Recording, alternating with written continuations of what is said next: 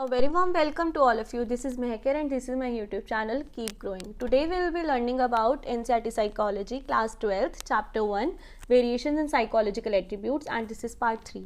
Part 3 के अंदर हमारे पास कंटेंट्स रहेंगे साइकोमेट्रिक अप्रोच और यानी कि स्ट्रक्चरल अप्रोच की सारी थ्योरीज हम इसमें कवर करेंगे, जो कि यूनी और वन फैक्टर थ्योरी जो एल्फ्रेड बिने ने दी थी, टू फैक्टर थ्योरी जो चार्ल्स प्योरमैन ने दी थी, theory of primary mental abilities जो लुइस थर्नस्टॉन ने दी थी, हायरार्किकल मॉडल ऑफ इंटेलिजेंस जो अर्थुर जेनसन ने दी थी और स्ट्रक्चर ऑफ इंटेलेक्ट मॉडल जो कि जेपी गलफोर्ड ने दी थी। ये 5 की 5 हम इसमें कवर अप करेंगे। ठीक है, तो बढ़ते हैं हमारे फर्स्ट टॉपिक की तरफ। यूनी और वन फैक्टर थ्योरी जो एल्फ्रेड बिने ने दी थी, जो कि साइकोमेट्रिक यानी कि स्ट्रक्चरल अप्रोच में आती है, वो क्या कहती है? According to him, intelligence consists of one similar set of abilities which can be used for solving any or every problem in an individual's environment. ठीक है, क्या बोलते हैं एल्फ्रेड बिने? वो बोलते हैं कि इंटेलिजेंस जो है ना, one similar set of abilities, मतलब एग्रीगेट ऑफ एबिलिटीज़ यानी कि एबिलिटीज से फॉर्म्ड होती है।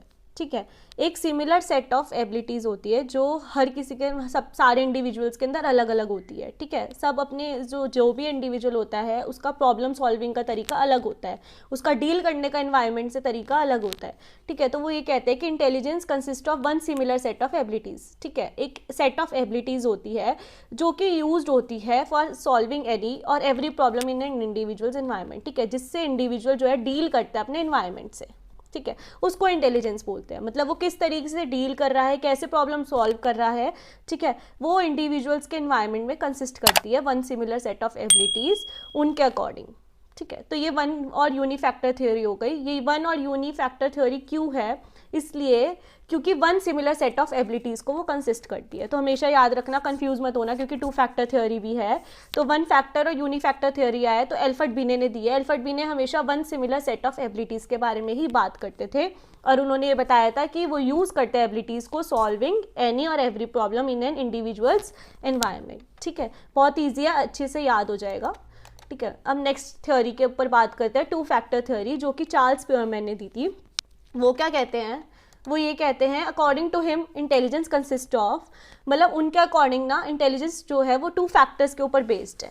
ठीक है, टू फैक्टर से मिलकर बनी है। क्या? एक तो जनरल फैक्टर होता है जिसको हम जी फैक्टर से डिनोट करते हैं, which includes mental operations which are primary and common to all performances. ठीक है, मतलब सबके मेंटल, देखो हम सारे इंडिविजुअल्स एक दूसरे से अलग अलग है। ठीक है, इंडिविजुअल डिफरेंसेस चैप्टर का ही यही नाम है।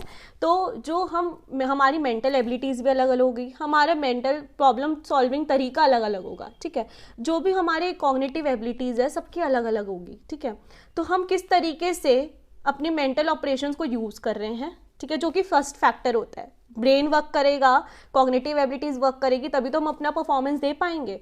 ठीक है, तो जनरल फैक्टर यही कहता है कि वो मेंटल ऑपरेशंस को इंक्लूड करता है, जो कि सबसे पहला पार्ट होता है, प्राइमरी पार्ट होता है और कॉमन टू ऑल परफॉर्मेंसेस। ठीक है, फिर नेक्स्ट बोला जाता है स्पेसिफिक फैक्टर, यानी कि हम इसको डिनोट करते हैं एस फैक्टर से, which contains specific abilities which allow individuals to excel in their respective domains fields, for example singing, dancing, cooking, etc. ठीक है, अब इनके अकॉर्डिंग वो ये बोलते हैं कि स्पेसिफिक फैक्टर भी होता है, कंसिस्ट ऑफ टू इंटेलिजेंस। ठीक है, तो जनरल फैक्टर हमने पढ़ लिया जो कि प्राइमरी होता है, मेंटल ऑपरेशंस को कंसिस्ट करता है और कॉमन टू ऑल परफॉर्मेंसेज होता है। स्पेसिफिक फैक्टर क्या बोलता है कि उनके पास स्पेसिफिक एबिलिटीज़ होती है, हर किसी के पास कोई ना कोई एबिलिटी होती है बाय बर्थ जो एक्सेल करती है उनको, जो अलाउ करती है कि वो अपने रिस्पेक्टिव डोमेन में अच्छा कर पाए। ठीक है, अब किसी को डांस करना पसंद है, ठीक है, वो डांसिंग में आगे निकल जाता है। ठीक है, तो उनके पास स्पेसिफिक एबिलिटी है ना, उनकी जो बॉडी है फ्लेक्सिबल है, वो इस तरीके से मूव करते हैं कि वो डांसिंग में निकल जाता है। अब सिंगिंग,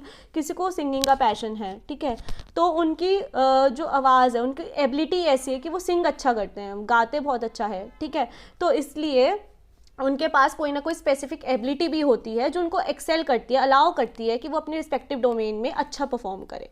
ठीक है, तो उनके according intelligence consist of two factors, general factor और स्पेसिफिक फैक्टर। ठीक है, अब बात करते हैं next theory of primary mental abilities जो कि लुइस थर्नस्टॉन ने दी थी। अब इन्होंने क्या बोला कि थ्योरी एक है ऐसी प्राइमरी मेंटल एबिलिटीज़।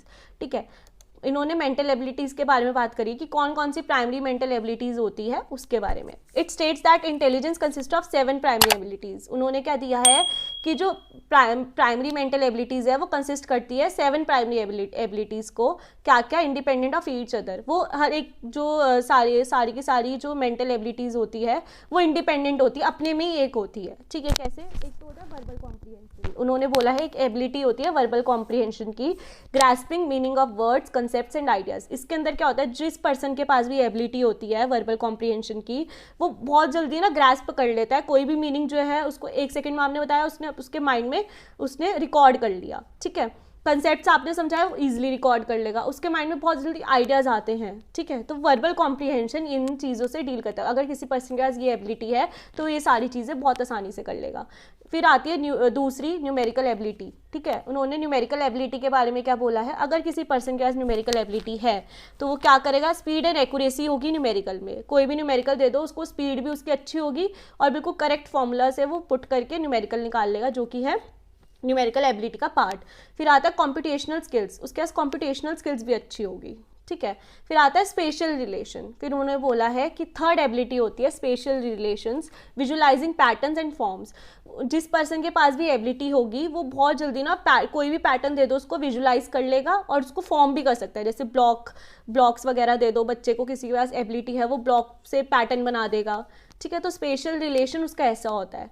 फिर आता है परसेप्चुअल स्पीड। ठीक है, स्पीड इन परसीविंग डिटेल्स। ठीक है, अब परसेप्चुअल स्पीड जो जिसके पास भी एबिलिटी होगी वो बहुत जल्दी ना परसीव कर लेगा कोई भी चीज़ों को इन डिटेल। फिर आता है word fluency, using word fluently and flexible.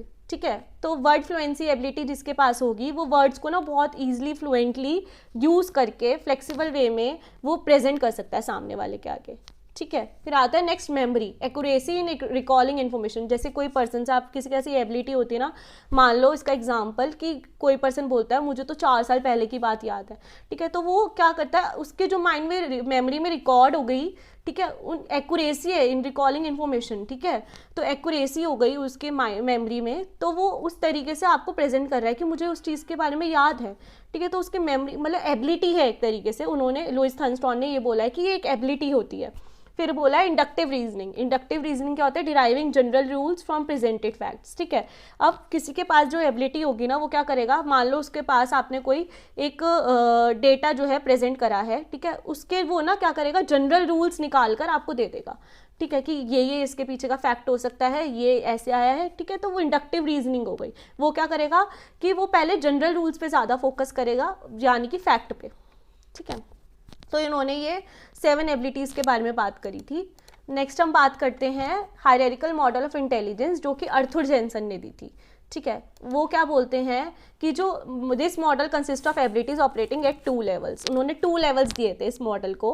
क्या बोलते हैं वो, लेवल 1 के अंदर बोलते हैं it is a associative learning in which output is more और less similar to the input, example rote learning and memory. वो क्या बोलते हैं, एक ना एसोसिएटिव लर्निंग है। ठीक है, जिसके अंदर ना आउटपुट ज़्यादा होगा। ठीक है, और इनपुट कम होगा। ठीक है, मतलब इनपुट हम कम लगा रहे हैं, आउटपुट ज़्यादा आ रहा है। ठीक है, वो उन्होंने लेवल 1 के अंदर मतलब आउटपुट के ऊपर ज़्यादा फोकस करा है। उन्होंने बोला है कि रोट लर्निंग। ठीक है, रट्टाफिकेशन, हम कोई चीज़ मारते हैं। ठीक है, तो उसमें क्या करते हैं हम कि रट्टा मारे जा रहे हैं, तो आउटपुट तो अच्छा होगा पर इनपुट क्या हो रहा है, इनपुट तो अच्छा नहीं है ना। इनपुट में हम क्या कर रहे हैं, हम उसको परमानेंट ही कर रहे हैं। अगर हम किसी चीज़ को समझ के लर्न करते हैं तो वो हमें ज़्यादा अच्छी तरह से लर्न हो जाता है, यानी कि रोट लर्निंग से। ठीक है, तो वो क्या कर रहे हैं, वो बोल रहे हैं कि आउटपुट ज़्यादा है और इनपुट कम है। फिर उन्होंने लेवल 2 के बारे में बात करी। उन्होंने बोला है it is also called cognitive competence which involves higher order skills as they transform the input to produce an effective output. अब इसमें उल्टा बोला है, लेवल 2 में बोला है कि कॉग्निटिव कॉम्पिटेंस होता है एक। ठीक है, जो हायर ऑर्डर स्किल्स भी हम उसको बोल सकते हैं। क्या इन्वॉल्व करता है कि इनपुट पे ज़्यादा फोकस करता है ताकि इफेक्टिव आउटपुट हो। मतलब रोट लर्निंग की जगह अगर हम चीज़ों को समझ के लर्न करेंगे, ठीक है, लर्न भी क्या, अगर हम चीज़ों को समझ लेंगे और खुद की फॉर्म में बनाएंगे तो एक इफेक्टिव आउटपुट आ सकता है। ठीक है। तो लेवल 2 उन्होंने बोला है कि कॉग्निटिव कॉम्पिटेंस है। कॉग्निटिव मतलब जहाँ आपको अपनी इंटेलेक्चुअल एबिलिटी यूज़ करनी पड़े, जहाँ आपको चीज़ों को समझना पड़े, परसीव करना पड़े, अंडरस्टैंड करना पड़े, ठीक है, तो वो कॉग्निटिव कॉम्पिटेंस में आ जाती है। ठीक है, तो उन्होंने लेवल 2 ही ऐसा बोला है कि हायर ऑर्डर स्किल्स होती है, कॉग्निटिव एबिलिटीज़ जो होती है हायर ऑर्डर स्किल्स होती है, जो ट्रांसफॉर्म कर देती है इनपुट को इफेक्टिव आउटपुट पे। ठीक है, अब नेक्स्ट बात करते हैं हम स्ट्रक्चर ऑफ इंटेलेक्ट मॉडल, जो कि जेपी गलफोर्ड ने दी थी। ये साइकोमेट्रिक अप्रोच यानी कि स्ट्रक्चरल अप्रोच की लास्ट थ्योरी है, जिसमें बोलते हैं जेपी गलफोर्ड कि it classifies intellectual traits among 3 dimensions. उन्होंने क्लासीफाई करा इंटेलेक्चुअल ट्रेट्स को 3 डायमेंशंस के अंदर, ऑपरेशंस, कंटेंट्स और प्रोडक्ट्स। ठीक है, तो ऑपरेशंस में क्या बोलते हैं, what the respondent does includes cognition, memory recording, memory retention, divergent production, convergent production and valuation. ठीक है, उन्होंने पहले ये बात करी है कि पहले तो ना पर्सन ऑपरेट करेगा चीज़ों को, ठीक है, मतलब समझेगा। कॉग्निशन मतलब चीज़ों को समझेगा, अपनी मेमोरी में रिकॉर्ड करेगा, मेमोरी रिटेंशन करेगा, मतलब उसको रिकॉर्ड करते रहेगा, प्रैक्टिस करेगा। ठीक है, डाइवर्जेंट मतलब बहुत सारे क्रिएटिव थिंकिंग होगी उसकी, बहुत सारी एक्सपेक्ट्स में सोचेगा। कुछ लोग कन्वर्जन प्रोडक्शन में सोचते हैं।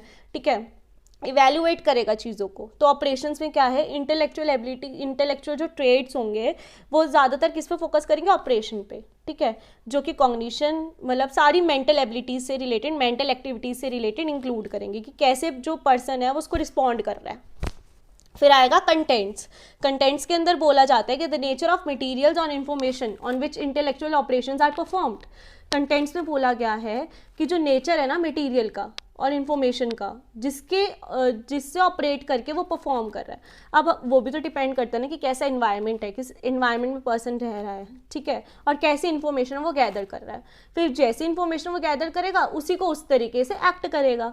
ठीक है, तो कंटेंट्स में क्या है, एक्ट आ गया कि किस तरीके से वो एक्ट कर रहा है, क्या चीज़ें वो सीख कर, इन्फॉर्मेशन लेकर वो एक्ट कर रहा है। तो उसमें क्या क्या इंक्लूड करेंगे, विजुअल हो गया, मतलब कोई चीज़ देख रहा है, ठीक है, देख के क्या चीज़ परफॉर्म कर रहा है। ऑडिटरी, सुनकर, सिंबॉलिक, लेटर्स एंड नंबर्स, मतलब सिंबल सिखा दिए उसको, लेटर्स नंबर्स, तो वो उस तरीके से, जैसे छोटे बच्चे नहीं होते उसको हम टीवी पे आजकल जो पेरेंट्स हैं वो क्या करते हैं, ABCD चला देते हैं, 1 2 3 चला देते हैं, तो बच्चा उसी वीडियो को देखकर सारी चीज़ें सीख लेता है। ठीक है, तो वो क्या कर रहा है, ऑपरेट कर रहा है। कॉग्निशन पहले चीज़ें ऑपरेट कर रहा है, फिर उसको परफॉर्म कर रहा है। ठीक है, semantic words, behavioural information about people behaviour, attitudes, needs. ठीक है, वो अपने एटीट्यूड के बारे में, नीड्स के बारे में जानने लग जाता है। फिर आता है product, the form in which information is processed by the respondent classified into units, classes, relation, system, transformation and implications. फिर वो क्या बोलते हैं कि एक प्रोडक्ट निकल आता है। प्रोडक्ट क्या आता है कि जिसमें इंफॉर्मेशन जो है ना वो प्रोसेस्ड हो गई। ठीक है, अब इन्फॉर्मेशन हमने जो ली, हमने उसको प्रोसेस कर लिया, हमने उसको माइंड में रिकॉर्ड कर चुके हैं, हम उसको परफॉर्म भी कर चुके हैं, अब हमें वो चीज़ आ गई है। ठीक है, तो अब हम उसको, कोई भी चीज़ होगी हम उसको परफॉर्म कर सकते हैं, हम अपना रिस्पॉन्स दे सकते हैं उसको। ठीक है, यूनिट्स में भी दे सकते हैं, रिलेशंस में भी दे सकते हैं, सिस्टम ट्रांसफॉर्मेशन भी कर सकते हैं, इम्प्लीकेशंस कर सकते हैं। ठीक है, तो हो गया स्ट्रक्चर ऑफ इंटेलेक्ट मॉडल का, जो कि जेपी गलफोर्ड ने दी थी। तो ये बहुत आसान है, आप ये पॉइंट्स भी लिख कर आ सकते हैं जो भी मैंने आपको दिए हैं, आसानी से आप पेपर में बहुत अच्छा स्कोर कर सकते हैं। ठीक है, आपको इस सेशन की PDF जो है मेरे टेलीग्राम चैनल पे मिल जाएगी, और जो भी अपडेट होगी नेक्स्ट पार्ट की जब भी मैं निकालूंगी तो आपको सारी की सारी इन्फॉर्मेशन मिल जाएगी। मेल में आप मुझे मेल कर सकते हैं, कमेंट कर सकते हैं for any sort of doubts, और डाउट फॉर्म भी अवेलेबल है, आप उस पर भी अपने डाउट्स मुझे शेयर कर सकते हैं। Hope you will find it productive and informative. Do like, share, comment and subscribe my channel. Keep supporting guys. Thanks a lot. Stay tuned for more update. Thank you.